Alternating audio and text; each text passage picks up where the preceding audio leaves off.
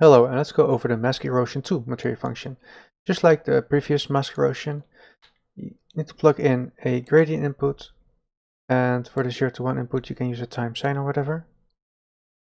And you should, because there's no preview at the moment. There we go. It kind of works a little bit different under the hood, so that there's an additional threshold and a threshold blur. Let's go with the blur first. And if I'd set that to 0.3, you won't see that much difference until I set it to translucent, probably. There. And as you can somewhat see, there's a slight blur now behind it. We can play with the values. At 0 there's no blur, and at 1 there's quite a blur. We can try and go even higher. At 100 is obviously too much, but I think the threshold is up around 10, I think. But let's do a little bit lower value. As you can see, there's now a nice blur going behind it. There's an additional threshold which clamps the erosion. It can use a texture. Let's do that in a bit. At 0 there's not much going on.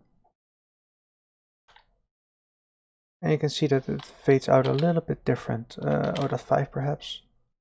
But just to play around with it and get the distortion that you want, the erosion that you want.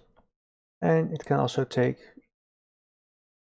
a texture there. You might not easily see what's going on. Let me try and change the values a little bit. And now you can see what's going on. It actually uses that texture sample now as an additional way to fade out. Let me grab another one.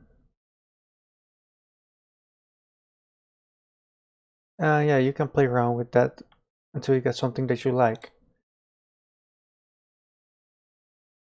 The advantage of this is that you can also still play around with some values. So you can add a texture coordinate node, of course, and tweak those values. Or in some cases you can use the UV distortion and get something a bit more organic. So that's the difference between the mask erosion and mask erosion 2 material function. I think that's it. Take care.